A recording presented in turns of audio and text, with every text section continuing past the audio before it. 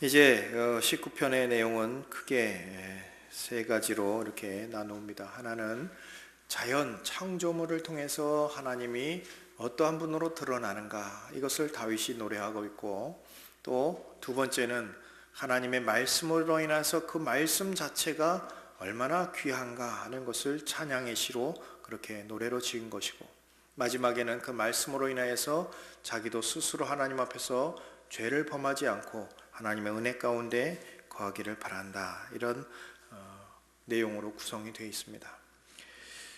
여러분, 우리가 우리 시대의 신앙 풍조를 보면은 하나님을 알고 또 하나님을 깊이 있게 이해하려고 하는 그런 신앙 풍조보다는 사람의 열심을 부추기는 것이 주가 되고, 또 어떤 하나님을 말씀을 통해서 깊이 묵상하고 그 하나님을 아는 것으로서 삶을 살려고 하는 것보다는 하나님의 말씀을 제쳐놓고라도 우리가 느낌으로 어떤 신앙을 유지하려고 하는 그런 이벤트성 신앙 풍조가 우리 시대에 만연해 있습니다.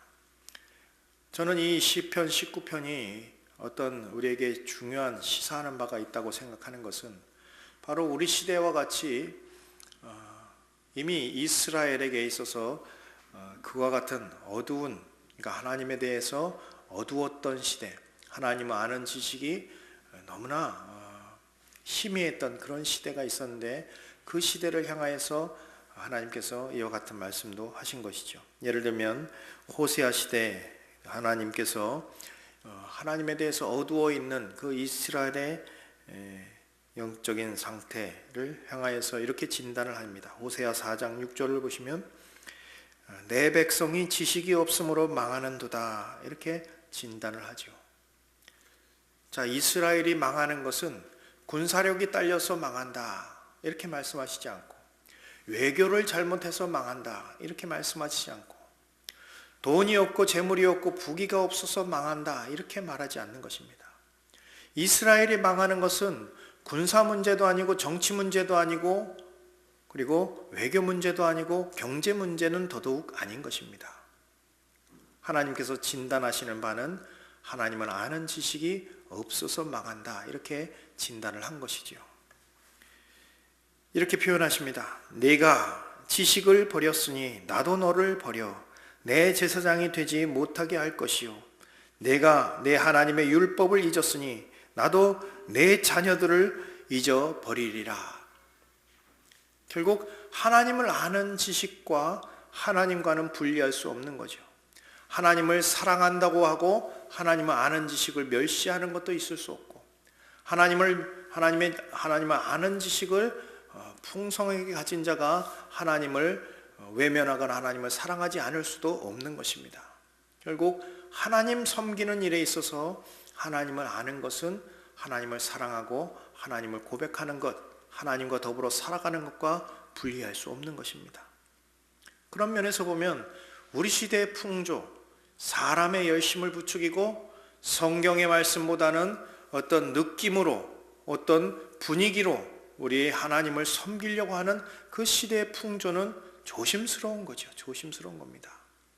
하나님의 말씀이 점점 어두워지고, 하나님의 말씀에 대한 집중보다는 젊은 사람들이 이제 어떤 느낌을 가지고 하나님을 섬기고, 늘 뭔가 감성적으로, 그리고 어떤 정서적으로 뭔가 충족하기를 바라고, 그렇게 감성적인 충족이 되면 그걸 은혜 받았다고 하고, 그리고 하나님 앞에 뭔가 자신의 신앙을 확인하는 방식으로 그런 것을 추구하는 거죠. 그러나 하나님 아는 지식, 바른 지식이 없이는 그러한 느낌도, 그러한 의지도 전부 부패할 수 있다는 것을 명심해야 됩니다. 따라서 하나님에 대한 열심보다는 하나님을 바로 그래서 성경을 통해서 하나님이 어떠한 분인가를 알아가고 끊임없이 그분과 교제하는 것, 그것이 우리에게는 더욱더 중요하다 하는 것입니다. 자, 우리가 하나님을 아는 것에서, 하나님을 아는 그 참된 지식에서 참된 신앙이 발현될 수 있다 하는 것은 분명한 것입니다.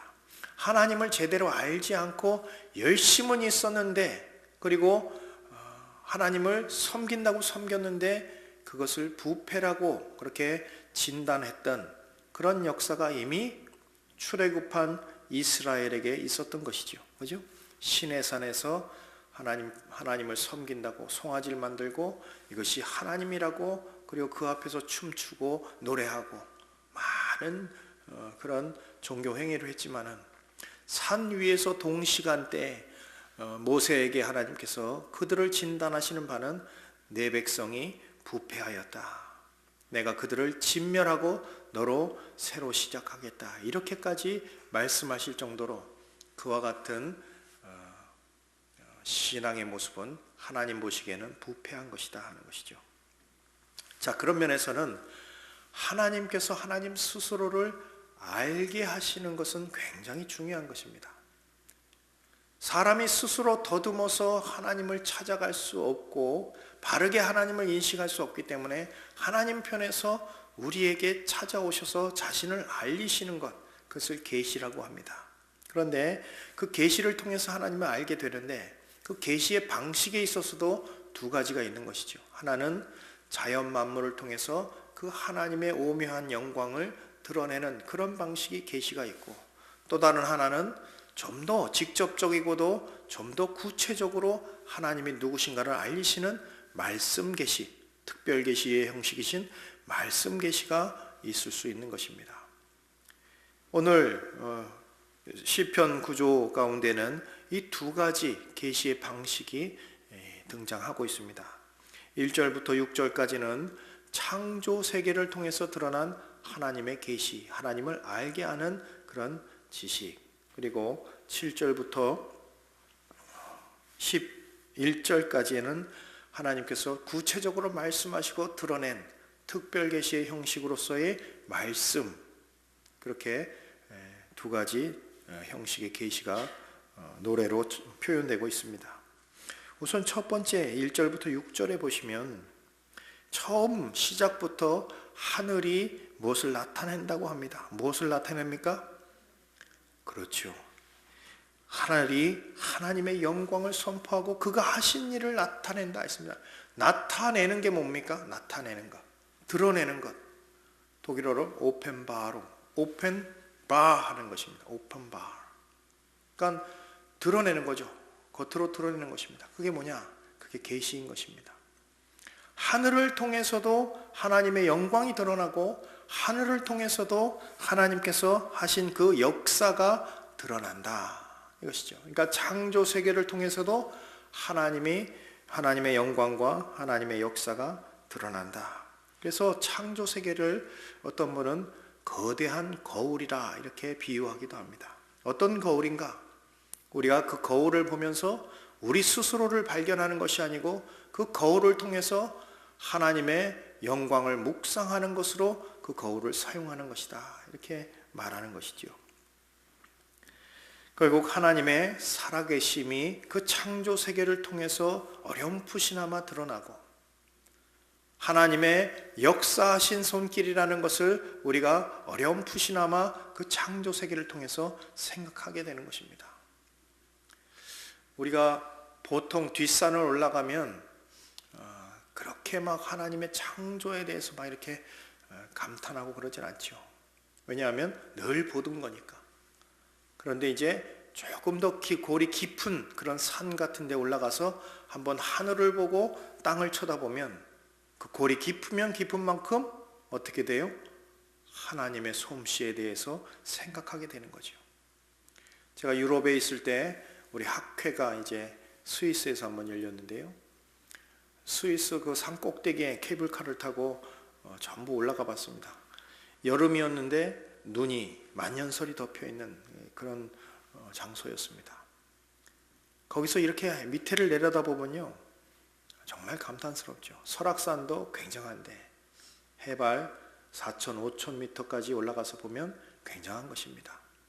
그러한 곳에서 가만히 하늘을 쳐다보고 있으면 하나님의 어떤 놀라운 역사, 그것이 저절로 우리 마음 가운데 이렇게 솟아나는 것이다. 이렇게 생각이 되더군요. 마치 그 하나님의 어떤 솜씨, 그러니까 그 작품을 보면서 그 작품을 만든 자를 상상하게 되는 거죠. 저는 그림에 대해서 문외한이지만은 그림에 대해서 조예가 깊은 분은 판 고흐, 화란말로 하면 판 호흐라고 합니다. 고흐 있지 않습니까? 고흐. 그분의 그 작품을 모아둔 그 박물관이 암스테르담에 있습니다. 저는 거기 살면서 제가 돈 내고 가서 보지는 않습니다. 그 그림이 그 그림 같으니까. 근데 이제 한국에서 손님이 와서 제가 모시고 한번 그 박물관에 들어갔습니다.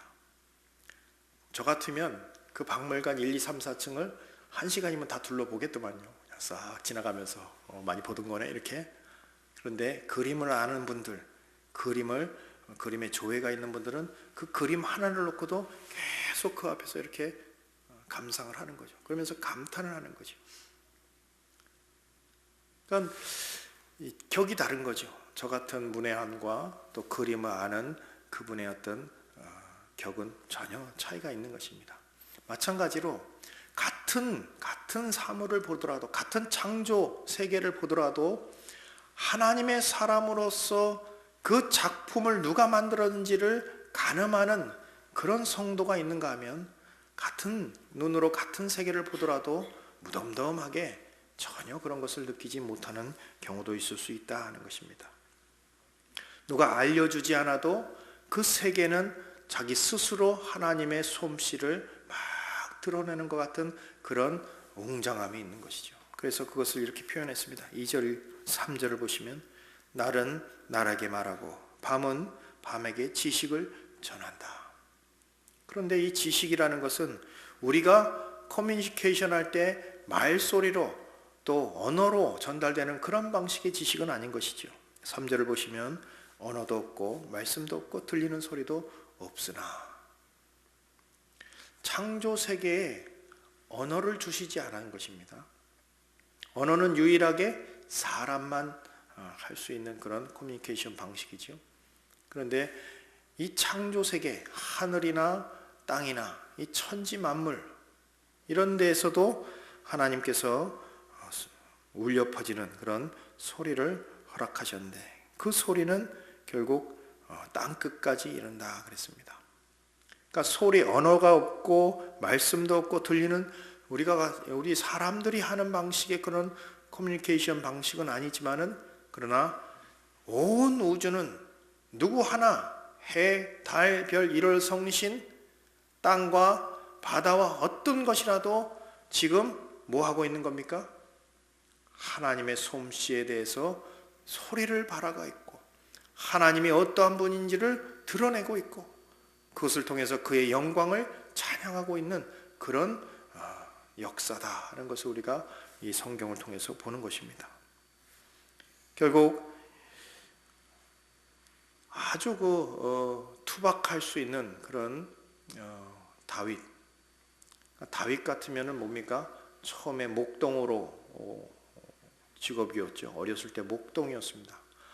우리 같으면 학교를 제대로 다니고 거기서 깊이 많은 책들을 읽어서 깊이 생각할 수 있고 그리고 문학을 공부해가지고 이 정도의 표현을 할 수 있다고 생각하지만은, 그러나 사람에게서 책을 통해서 배운 지식이 아니고 그가 양을 치러 다니면서 들판에서 때로는 밤을 새면서 양을 지키면서 하늘을 우러러봤을 때 그 하늘을 보면서 묵상하며 하나님을 생각하는 그런 방식의 지식을 다윗은 습득한 거지요. 그러면서 그렇게 투박할 수 있는 일개 목동이었던 자가 이렇게 표현할 수 있는가? 마치 해를 표현하는데 여기 5절을 보시면 해는 그의 신방에서 나오는 신랑 같고 그의 길을 달리기 기뻐하는 장사 같아서. 자, 해를 표현하는데 어디로 표현해요? 신방에서 나오는 신랑 같다. 얼마나 그냥 기분이 좋으면요, 이렇게 동글동글하고 나오는 것 같이 보이는 거죠. 그러니까 전장에서 피를 보면서 일평생 전쟁에서 사람을 죽이고 또 전쟁을 치르고 했던 그런 심령, 그런 삶의 경험을 살았던 사람이죠. 또 평생 평안하게 이렇게 살기도 사는 것보다는 도망 다니면서 많은 고초도 겪은 것입니다. 그렇게 되면 이제 심령이 조금 이렇게 강팍해지거나 막 이상해질 수 있는데 아주 섬세한 거죠.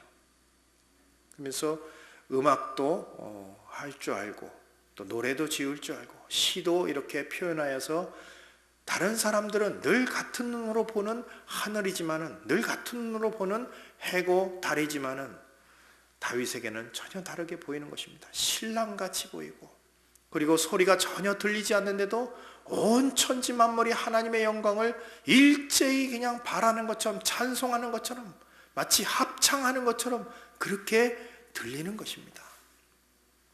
하나님의 은혜에 충만함이 그에게 있었지 않았나 생각하는 거죠. 그와 같은 소리는 세상 끝까지 이렇게 울려 퍼진다 그랬습니다.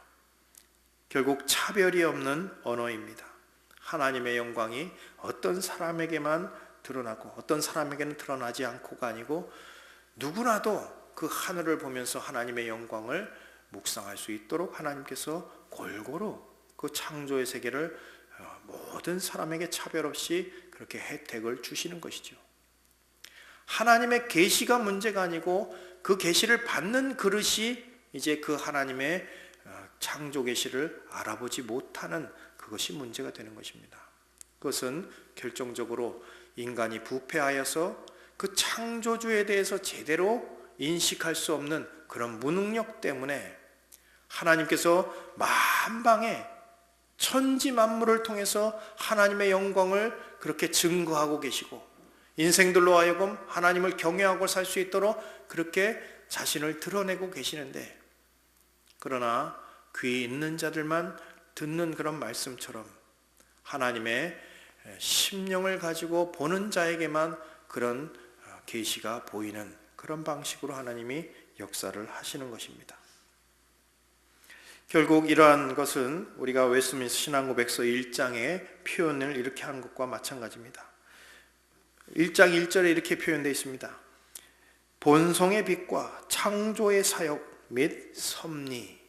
자, 인간이 가지고 있는 본성의 빛, 어떤 어그러졌지만은 하나님의 형상을 아직도 담지하고 있는 그 조그마한 근거들, 양심들, 또 창조의 사역, 그리고 창조 만물을 보존하고 통치하시는 하나님의 섭리, 이런 것들이 하나님의 선과 하나님의 지혜와 하나님의 권능을 잘 나타내어서 사람이 핑계할 수 없게 되었다, 이렇게 표현합니다. 사람이 핑계할 수 없을 만큼 그 창조주, 조물주의 솜씨를 분명하게 드러냈다는 것입니다. 그래서 이것을 조금 더 특수한 용어로 일반 계시의 충분성, 이렇게도 표현합니다. 어렵지만 외우실 필요는 없습니다. 사람의 핑계할 수 없을 만큼 충분하게 온 천지에서 하나님의 창조의 작품이 서로 소리를 발하고 있는 거죠. 그러나 이 충분한 창조의 가치는 인생의 어떤 부패함으로 인해서 그 가치가 충분히 드러나지 못하는 것입니다. 그래서 그런 일반 계시로는 사람이 하나님에 대해서 제대로 고백하고 또 경외하고 하나님을 섬길 수 없기 때문에 하나님 편에서 또 다른 방식의 특별한 방식의 계시를 제공하셨는데 그게 하나님의 말씀인 것입니다. 그래서 구원에 필요한 하나님과 그의 뜻에 관한 지식은 특별한 방식의 계시, 그래서 특별 계시로 우리에게 주어지는 것이다. 그래서 1절부터 6절까지는 창조세계의 일반적인 창조세계를 통해서 하나님의 영광이 드러나고 또 하나님의 그런 섭리하신 역사가 분명하게 드러나는데, 그러나 모든 인생이 그걸 보고 전부 깨닫지 못하기 때문에 하나님 편에서는 하나님의 특별한 방식으로서 말씀을 허락하시는 거죠. 그런데 그 말씀에는 여러 가지 표현으로 묘사되고 있는 것입니다. 여기 7절부터 9절까지 보면 총 6가지의 표현이 있습니다. 같은 표현인 같은 말씀을 가지고 다양하게 이렇게 표현하는 거죠. 자, 여호와의 율법 7절을 보시면 여호와의 율법, 여호와의 증거 8절을 보시면 여호와의 교훈, 여호와의 계명 9절을 보시면 여호와를 경외하는 도, 여호와의 법. 자, 같은 내용을 가지고 있는데요. 하나님께서 하나님 스스로를 특별한 방식으로 자기 선지자를 통해서 이렇게 직접 나타나시는 그런 방식으로 말씀하셨는데 그것을 이제 다양하게 표현하는 것입니다. 여호와의 율법 이렇게 표현하고 또 증거, 교훈, 계명, 도, 법 이렇게 다양하게 표현하는 것입니다. 그 말씀들이 가지고 있는 속성이 어떤가? 그러면 그 여호와의 율법은 어때요? 완전하다 그랬습니다. 여호와의 증거는 어때요? 확실하다. 여호와의 교훈은 어때요? 정직하다.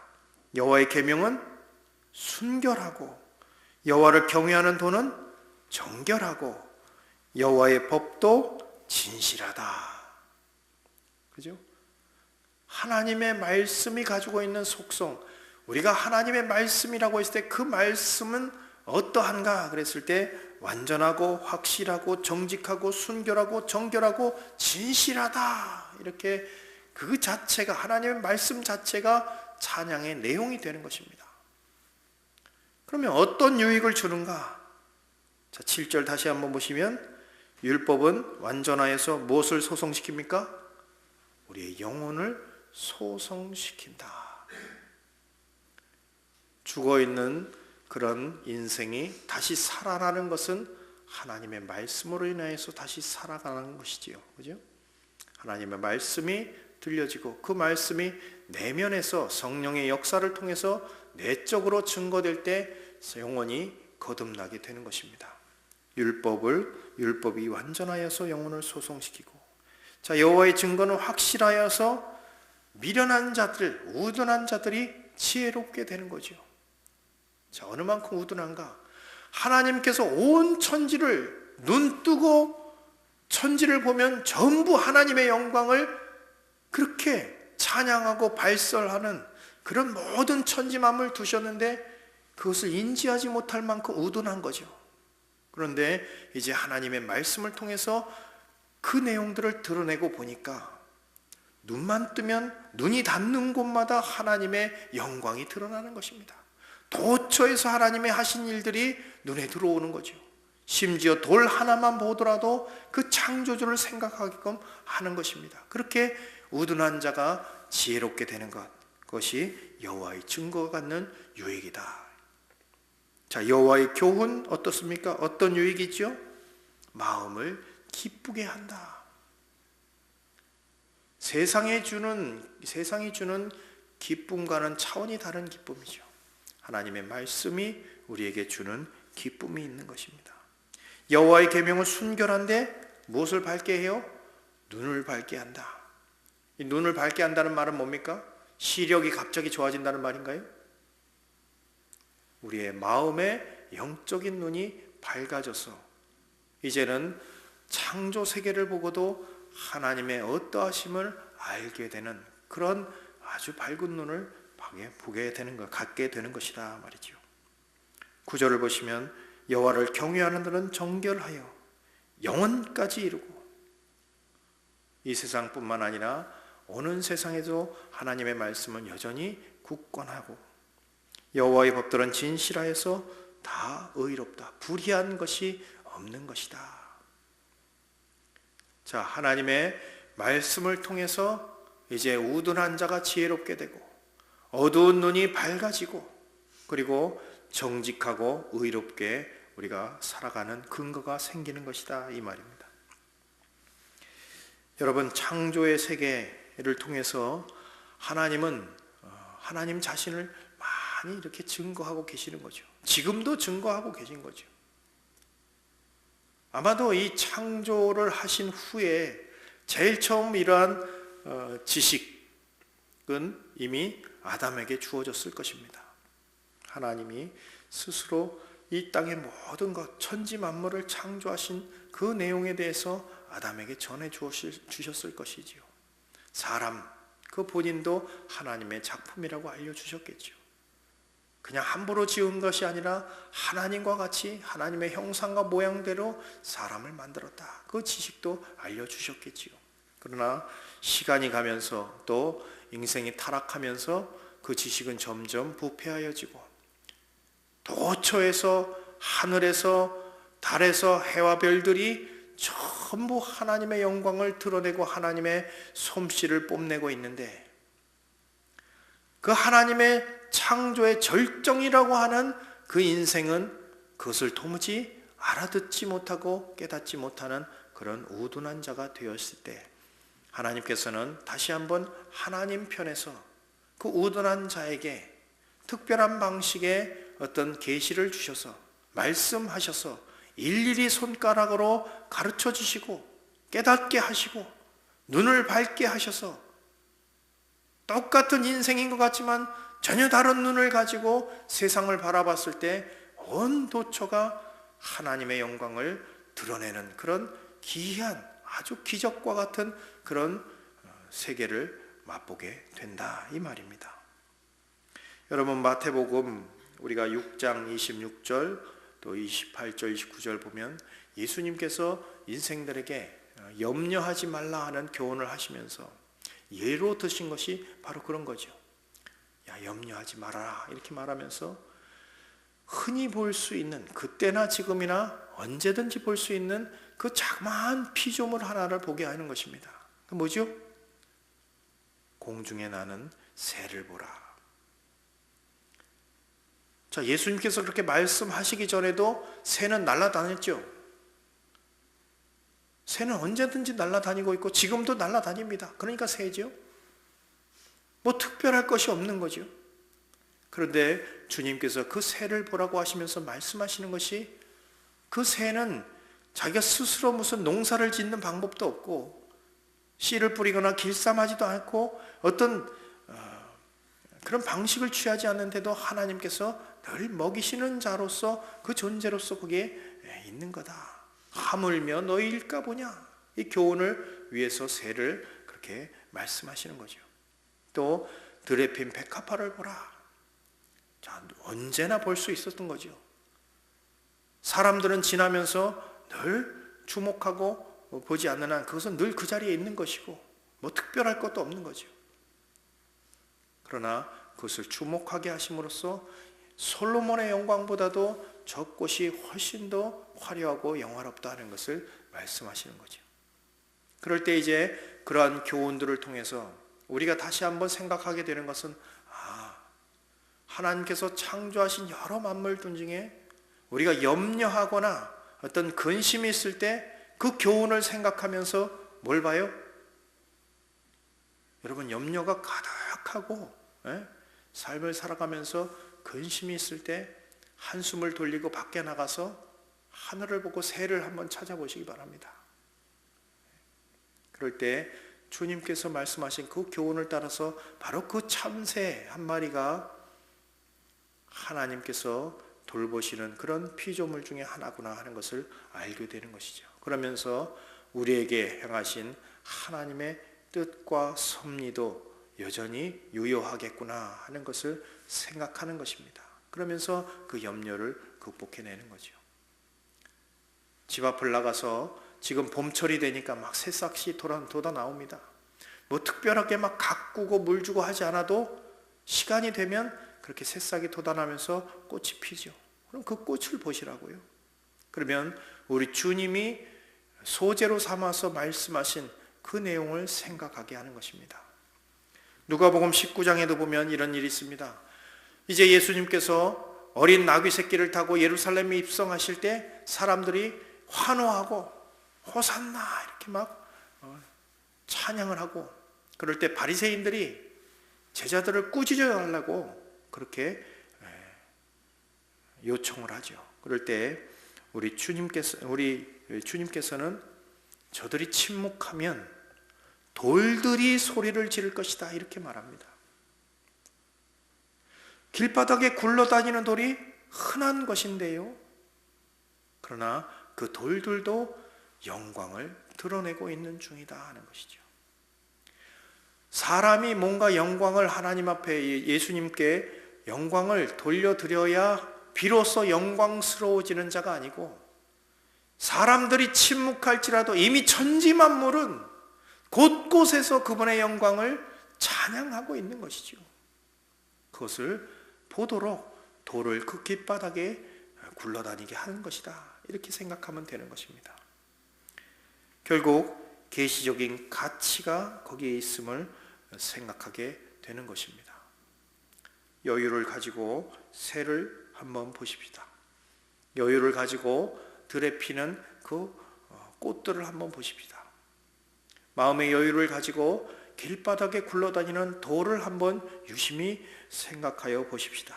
그럴 때 하나님의 솜씨와 하나님의 영광이 거기에 묻어나는 것이죠. 그만큼 아주 민감한 그런 영적 어떤 안목이 우리에게 주어져야 할 것입니다.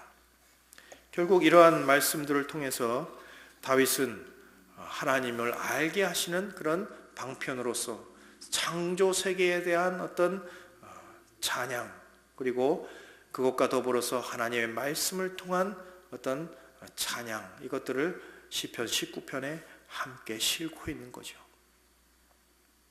중요한 것은 누구나 보는 그런 창조 세계라는 것이 누구나 본다고 해서 하나님을 아는 것이 아니고, 하나님의 말씀으로 인하여서 은혜 받은 자만이 창조자에 대해서 제대로 영광을 돌릴 수 있겠구나 하는 것을 우리가 생각하게 되는 것입니다. 결국 창조 세계라는 것은 그 자체로서 가치가 있는 것인데, 우리가 구원받는 것이 하도 귀하기 때문에 구원받을 수 있는 말씀 계시로서의 그 특별 계시는 소중하게 생각하고, 구원을 이루지 못하는 일반 계시, 자연 계시는 좀 등한히 여길 수 있지만은 거꾸로 생각하시면 됩니다. 특별 계시를 주신 이유는 뭐라고요? 일반 계시의 그런 가치를 제대로 이해할 수 있도록 하나님께서 특별 계시를 주신 것이다. 우리를 구원하신 것은 왜 구원하셨다고요? 구원받고 끝나는 것이 아닙니다. 구원받은 자가 세상 속에서 하나님의 가치를 드러내고 그 창조의 가치가 어떠함을 일깨우도록 하는 것입니다. 그래서 모든 세상에서 하나님의 영광이 드러나도록 내가 그 세상 속에서 빛과 소금의 역할을 감당하도록 그렇게 부르신 것이지요. 구원받고 교회 내에서만 신앙생활하는 것이 아닙니다. 교회 밖을 나가서 내게 주어진 삶의 영역에서 그 일반 은총 가운데 하나님의 뜻을 분명하게 그렇게 알고 드러내는 그런 일이 우리에게 필요한 것입니다. 자, 그럴 때 이제 다윗은 이 말씀의 가치, 이렇게 우리를 깨닫게 하고 세상을 보는 눈을 뒤바꾸는 그런 말씀의 증거가 얼마나 귀한지 그 가치 판단을 이제 10절에 이렇게 표현합니다. 금 곧 많은 순금보다 더 사모할 것이고 꿀과 송이꿀보다 더 달도다. 성도가 가지는 하나님 말씀에 대한 가치 판단이지요. 이 정도 가치를 두고 성경을 읽어야 됩니다. 네? 여러분, 성도에게 있어서 생의 가치라고 하는 것은 말씀의 생의 어떤 전생의 그런 생을 모두 걸만한 그런 가치를 말씀에 부여해야 됩니다. 정금보다도 귀하고 꿀이나 송이꿀보다도 훨씬 달다고 그렇게 선언하고 있는 거죠. 이런 정도의 말씀 사모하는 그런 성도가 이제 들에 핀 백합화를 보면서 하나님의 영광을 생각하게 되고, 공중에 나는 새를 보면서 하늘 아버지를 생각하게 되고, 돌 길바닥 위에 발로 채이는 그 돌을 보면서도 예수 그리스도의 영광을 생각하게 되는 것이라 말이죠. 다윗은 이 말씀을 가지고 두 가지로 이렇게 사용합니다. 11절 보시면 이것으로 경고를 받고 또 이것을 지킴으로 상이 큽니다. 말씀 따라서 경고받고 말씀 지킴으로 상을 소망하는 것입니다. 성도에게 주어진 말씀의 어떤 유용성이죠. 경고받고 상을 바라는 것입니다. 그러면서 이제 12절부터 마지막 절까지는 간구로 이 시가 마무리됩니다. 어떤 간구인가? 죄에서 떠나 살기를 바라는 간구를 하고 있는 것이요. 말씀을 가까이 대하는 자는 어떤 유익이 있는가? 스스로의 어떤 부패성으로부터 자기 스스로를 말씀에 의해서 지킬 수 있는 그런 어떤 유익을 받는 것이다. 것이죠. 숨은 허물에서 벗어나기를 간구하고 있고, 그리고 고의로 죄를 짓지 말도록 해서 고범죄 혹은 자범죄를 짓지 않도록 그가 간구하고 있는 것입니다. 그러면서 이 모든 내용들이 하나님 앞에 연락되기를 소망한다 하면서 이 시가 마무리되고 있는 거죠. 자, 크게 이제 정리하겠습니다. 19편은 하나님을 알게 하는 방편에 대한 어떤 노래인 것이죠. 그래서 하나님을 알게 하는 계시의 차원이 있는데, 하나는 창조 세계를 통해서 드러나는 하나님, 그 하나님 자신. 그래서 창조 계시 혹은 일반 계시에 대한 어떤 노래가 있는 것이고, 또 하나는 하나님의 말씀, 특별하게 하나님께서 자기 스스로를 드러내시는 그 증거로서의 말씀에 대한 찬양시가 기록되어 있는 것입니다. 그래서 하나님을 알게 하고 그 하나님을 아는 자가, 눈이 바뀌어지고 생각이 바뀌어진 자가 창조 세계를 통해서 그 하나님을 열렬하게 환호하고 지지하고 영광을 돌려드리는 그런 모습을 여기 19편에 상상하게끔 하는 것입니다. 그러면서 여전히 부패한 그런 본성에 있는 자가 스스로 그 말씀에 의지하여서 이제 죄를 짓지 않고 하나님 앞에서 의롭게 살기를 간구하고 여전히 그 말씀으로 자신을 맡기는 그런 기도가 되겠습니다. 이제 말씀을 정리하면서 우리는 이런 교훈을 받게 됩니다.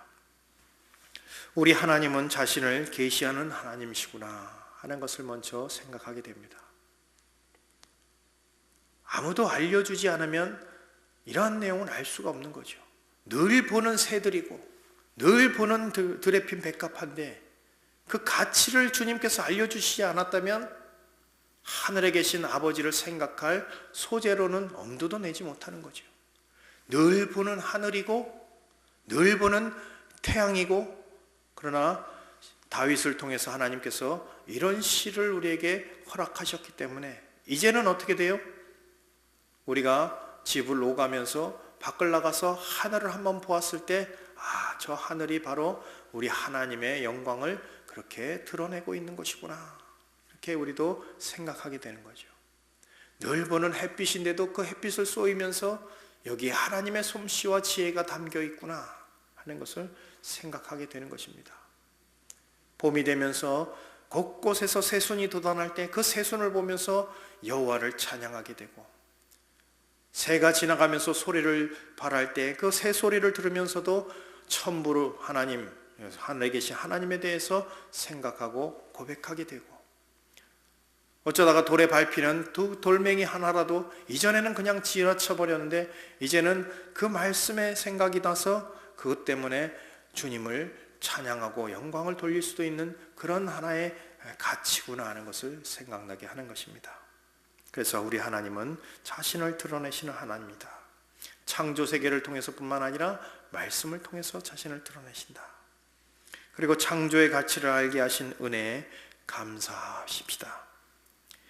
은혜 받은 자로서의 특권을 마음껏 누리며 살기를 바랍니다. 염려와 근심이 몰려올 때 주님의 교훈을 상기하면서 가끔씩 하늘의 새도 바라보고 들에 핀 들꽃도 바라보고 길바닥에 굴러다니는 돌들도 한번 쳐다보십시다. 그것들은 하나님 편에서 제공하신 창조 계시의 거울입니다. 말씀의 가치를 바로 아는 성도로 살아가야 할 것입니다. 우리 손에 들고 있는 이 성경 66권의 말씀이 다윗의 고백처럼 정금보다도 귀하게 여겨지고 송이꿀보다도 더 달게 느껴지는 그런 수준의 성도 되시기를 주님의 이름으로 축원합니다. 말씀으로 더 깊이 하나님을 알고 사귐이 있기를 소망합니다. 이 모든 일에 성령의 도우심과 인도하심이 함께 하실 것을 기대합니다. 우리 잠시 이 말씀을 듣고 깨달은 바대로 함께 기도하도록 하겠습니다. 먼저 기도할 것은 은혜의 충만을 위해서 기도하십시다.